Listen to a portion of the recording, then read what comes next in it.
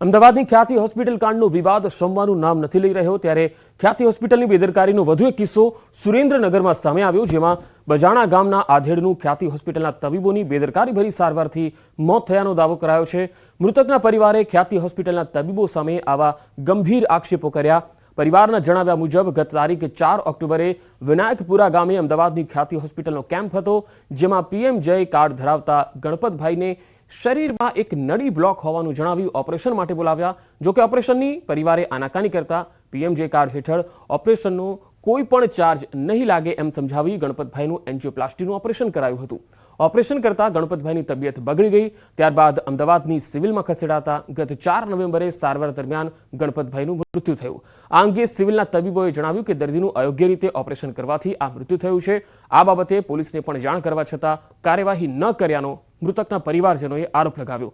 પોલીસે જો યોગ્ય કાર્યવાહી કરી હોત તો અનેક લોકોના જીવ બચી જાત। ત્યાં કેમ્પ આવેલો ખ્યાતિ હોસ્પિટલનો 6 તારીખે એટલે કેમ્પમાં તપાસ કરાઈ એટલે કે વધુ તપાસ કરાવી હોય તો કે તમે હોસ્પિટલ આવો અમારી ગાડી આવશે એટલે પછી બીજા દિવસે ગાડીમાં ગયા અને ત્યાં તપાસ કરાઈ અને એન્જિયોગ્રાફી કરી અને તરત એમને કીધું કે આમાં નળી બ્લોકેજ છે તમારે એટલે કે સ્ટેન્ડ મૂકવું પડશે। સિવિલમાં લઈ ગયા પછી સિવિલના ડોક્ટરોને તપાસ કરતા એમના અભિપ્રાય મુજબ એમના કહેવા મુજબ કે ભાઈ આનું જે ઓપરેશન કરવામાં આવ્યું એમની બેદરકારી હોય કે ગમે તે હોય પણ આમનું તબિયત એના કારણે લથડી છે એટલે સિવિલમાં 11 દિવસ માટે એમને સારવાર કરી। સારવાર દરમિયાન એમને 11મા દિવસે મૃત્યુ પામ્યું હતું। આ ખ્યાતિ હોસ્પિટલના ડોક્ટરોની બેદરકારી પીએમ યોજનાનો લાભ લઈ ગરીબ માણસોને લૂંટવા માટેનો ઈરાદો। અમદાવાદની ખ્યાતિ હોસ્પિટલ દ્વારા બોરીછાણા ગામે જે મેડિકલ કેમ્પ કર્યા બાદ હૃદય રોગના ઓપરેશન કરવામાં આવ્યા હતા તેમાં 2 વ્યક્તિઓના મૃત્યુ નિપજ્યા હતા અને અન્ય વ્યક્તિઓને પણ ગંભીર હાલત સર્જાઈ હતી। આ જ મામલે આજે ખ્યાતિ હોસ્પિટલનો જે સમગ્ર મૃત્યુકાંડ છે એને લઈ અને સમગ્ર ગુજરાતમાં ચકચાર મચી જવા પામી હતી।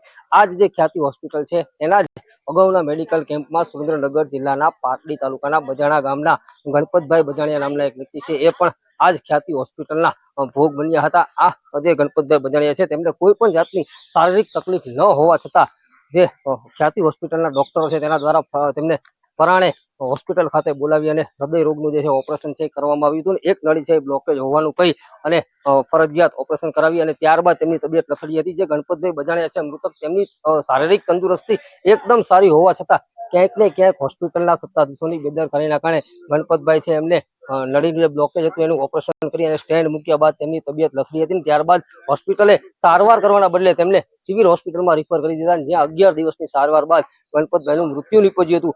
આ મામલે મૃતકના પરિવારજનો દ્વારા પોલીસ મથકમાં એક અરજી પણ કરવામાં આવી હતી અને પોલીસ દ્વારા તેમના મૃતકના પરિવારજનોના નિવેદન પણ લેવામાં આવ્યા હતા પરંતુ ક્યાંક ને ક્યાંક પોલીસ દ્વારા સમગ્ર મામલે યોગ્ય તપાસ કરી ન હોવાથી આજે જે બોરીછાણા ગામવાળો છે હત્યાકાંડ સર્જાયો હતો ત્યારે જો પોલીસે આ મામલે કંઈક ગંભીરતા દાખવી હોય તો ચોક્કસથી બોરીછાણા ગામનો હત્યાકાંડ છે ચોક્કસથી અટકાવી શકાય। ત્યારે આ સમગ્ર મામલે મૃતકના પરિવારજનો દ્વારા ન્યાયની માંગણી કરવામાં આવી રહી છે અને ખ્યાતિ હોસ્પિટલના જવાબદાર ડોક્ટરો અને ટ્રસ્ટીઓ તેમજ સંચાલકો વિરુદ્ધ કડકમાં કડક કાર્યવાહી કરવામાં આવે તેવી માંગ ઉઠવા પામી છે।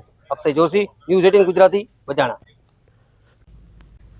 હવે ધાબળા જેકેટ કાઢી રાખજો। ગુજરાતમાં 3 દિવસ બાદ વધશે ઠંડીનો ચમકારો। પવનની દિશા બદલાતા ઠંડી વધવાની હવામાન વિભાગે કરી છે આગાહી। તાપમાનમાં 2 થી 3 ડિગ્રીનો થશે ઘટાડો। જમ્મુ કાશ્મીરના બાંદીપુરામાં ફરી હિમવર્ષા। ભારે બરફવર્ષાના કારણે આખો વિસ્તાર સફેદ ચાદરમાં ઢંકાયેલો જોવા મળ્યો। હિમવર્ષા શરૂ થતા ધરતીનું સ્વર્ગ ગણાતા જમ્મુ કાશ્મીરમાં મનમોહક નજારો જોવા પહોંચી ગયા છે પ્રવાસીઓ।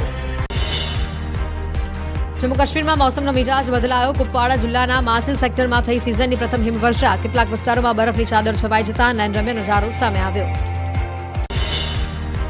ઉત્તરાખંડનું રૂડકી શહેર સફેદ ચાદરમાં લપેટાયું। મોસમ બદલાતા ઠંડીમાં વધારો થયો અને વાહનોની રફતાર ઓછી થઈ। વાહન ચાલકોને આવાગમનમાં પડે છે મુશ્કેલી। ઠંડી વધતા રસ્તાઓ પણ બન્યા સુમસામ।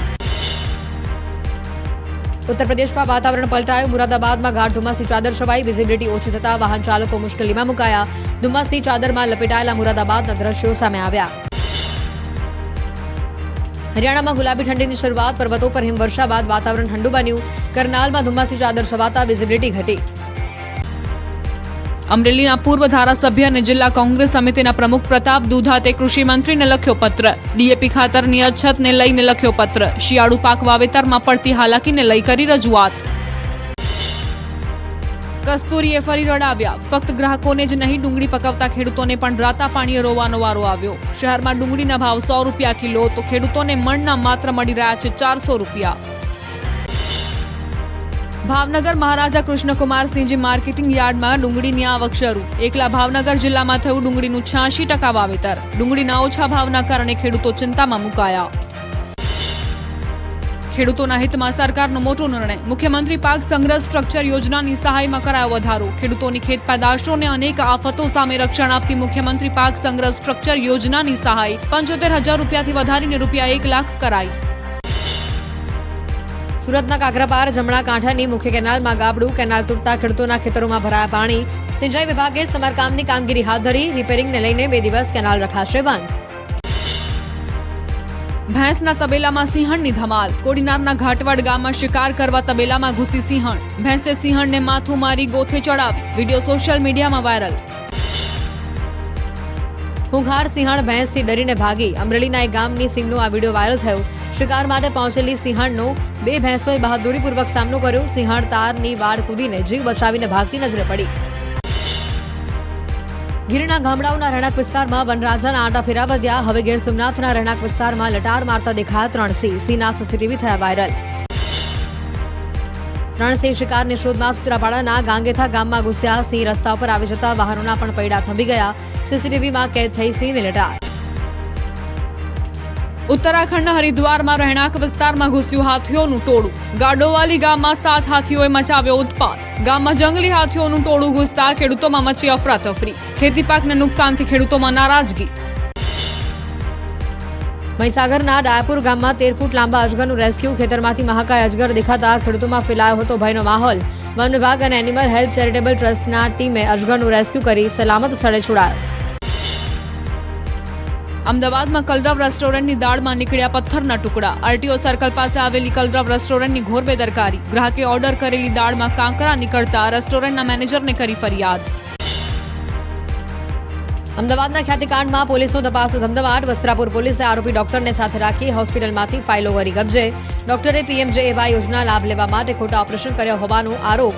ઓપરેશન બાદ 2 દર્દીના મોત થતા પોલીસ તપાસ શરૂ.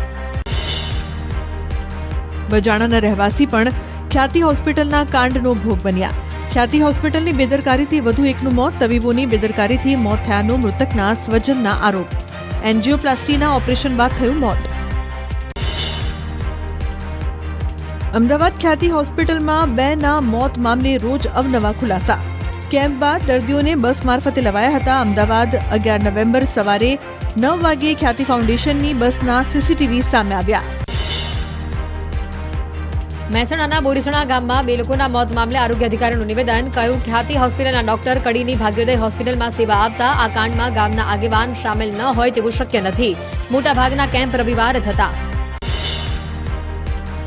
સુરતમાં કોઝવેને સંલગ્ન એપ્રોનના આરસીસી સ્ટ્રક્ચરનું માત્ર 2 જ વર્ષની અંદર ધોવાણ. તંત્રની કામગીરી સામે ઉભા થયા સવાલ. એપ્રોન આરસીસી સ્ટ્રક્ચર પાછળ 17.86 કરોડનો ખર્ચ કરવામાં આવ્યો. સ્ટ્રક્ચરમાંથી સળિયા પણ બહાર આવેલા જોવા મળ્યા. વડોદરાની મેહુલ જીઓ કંપનીને 17.86 કરોડના ખર્ચે સોંપાઈ હતી આ કામગીરી. 2022માં ચોમાસા પહેલા સ્ટ્રક્ચર બનાવી કરવામાં આવ્યું હતું તૈયાર. 2 વર્ષની અંદર કરોડોના ખર્ચે તૈયાર આરસીસી સ્ટ્રક્ચર સંપૂર્ણપણે નાશ પામ્યું. ટેકનિકલના કારણે નુકસાનીનો મનપાનો દાવો.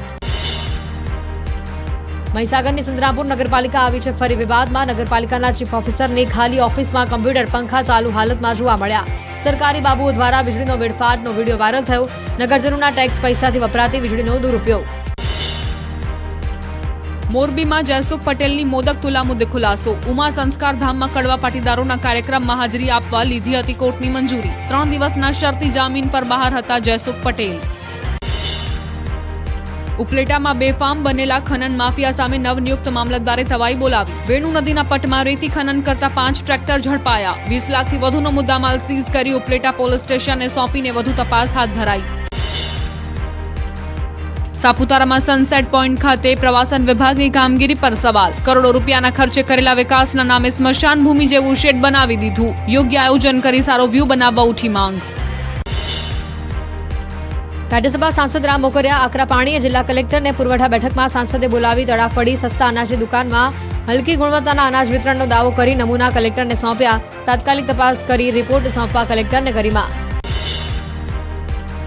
વડોદરા કોર્પોરેશનની સામાન્ય સભામાં ભારે હોબાળો મચ્યો.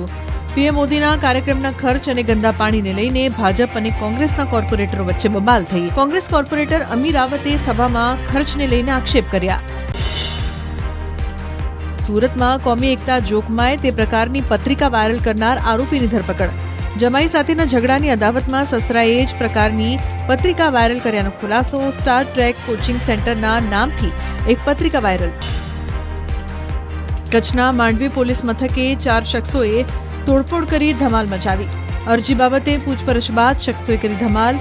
પાંચોટિયાના કુખ્યાત પુનશી આલા ગઢવી સહિતના શખ્સોએ હુમલા તોડફોડ કરતા પોલીસે 4ની ધરપકડ કરી. રાજસ્થાનના ભરતપુર જિલ્લાના ગહલૌ ગામે બે પક્ષ વચ્ચે મારામારી. સામાન્ય બોલાચાલી ઉગ્ર બનતા લાકડી દંડાથી કરાઈ મારામારી. માથાકૂટમાં અનેક લોકો ઈજાગ્રસ્ત થતા સારવાર માટે ખસેડાયા. વિડીયો વાયરલ થતા પોલીસની કાર્યવાહી. મધ્યપ્રદેશના જબલપુરમાં ટેન્કરમાંથી પેટ્રોલ ડીઝલની ચોરીનો વિડીયો વાયરલ થયો છે. પેટ્રોલિયમ ડેપોમાંથી પેટ્રોલ પંપ જતા ટેન્કરમાંથી ડીઝલની ચોરી થઈ. હાઈવે પર ટેન્કર રોકી કેટલાક લોકો પેટ્રોલ ડીઝલની ચોરી કરતા જોવા મળ્યા. પોરબંદર અરબી સમુદ્રમાંથી ડ્રગ્સ ઝડપાવવા મામલે કાર્યવાહી. 8 આરોપીઓને કોર્ટમાં રજૂ કરતા 4 દિવસના રિમાન્ડ મંજૂર કરાયા. બોટમાં સવાર 8 ઈરાની ક્રૂ મેમ્બરોને કોર્ટમાં કરાયા હતા રજૂ. ઈરાની બોટમાંથી ઝડપાયું હતું 700 કિલો ડ્રગ્સ. સુરતના વેસુ વિસ્તારમાં હાઈ પ્રોફાઇલ સેક્સ રેકેટનો પર્દાફાશ. ઓયો હોટેલમાં ચાલતો હતો સેક્સ રેકેટ. મુંબઈથી બોલાવવામાં આવેલી બાંગ્લા ગર્લ સાથે રાત વિતાવવા ગ્રાહકો પાસેથી વસૂલાતા હતા 15,000 રૂપિયા. પોલીસે 3 લોકોની કરી ધરપકડ. દાહોદ એસઓજીએ ડ્રોનની મદદથી ગાંજો ઝડપી પાડ્યો. ગુણિયા ફળિયામાં વાવેતર કરેલા ગાંજાના છોડ ઝડપાયા. 16,91,000ના મુદ્દામાલ સાથે એક મહિલા સહિત 3ને ઝડપી પાડ્યા. અમદાવાદના ચાંદખેડામાં વિડીયો વાયરલ કરવાની અદાવતમાં કરવામાં આવી હત્યા. ક્રાઇમ બ્રાન્ચને 8 આરોપીઓને ઝડપ્યા. મહિલાઓ પર થયેલી કમેન્ટનો વિડીયો વાયરલ થયા બાદ એક જ સમાજના 2 જૂથ વચ્ચે અદાવત થઈ હતી.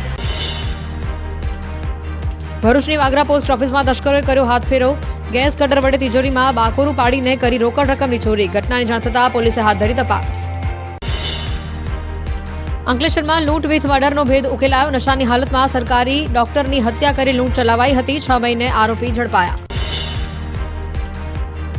સુરતમાં શાંતિ ડહોળવાના પ્રયાસમાં એક આરોપી દબોચાયો. પત્રિકા બનાવી 2 કોમ વચ્ચે વૈમનસ્ય ફેલાવવાનો કર્યો હતો પ્રયાસ.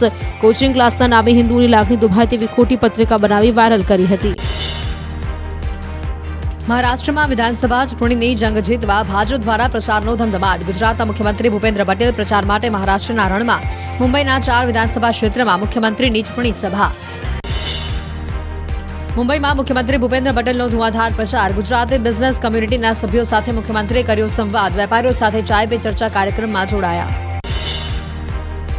મહારાષ્ટ્ર વિધાનસભા ચૂંટણીમાં વધુ મતદાન થાય તેના માટે સુરતના કાપડ વેપારીની અનોખી યોજના. સવારે 8 વાગ્યા સુધીમાં મતદાન કરનારી 500 જેટલી મહિલાઓને કુરિયર દ્વારા સાડી મોકલવામાં આવશે. વેપારીના વોટ્સએપ પર મતદાનનો ફોટો મોકલી શકાશે.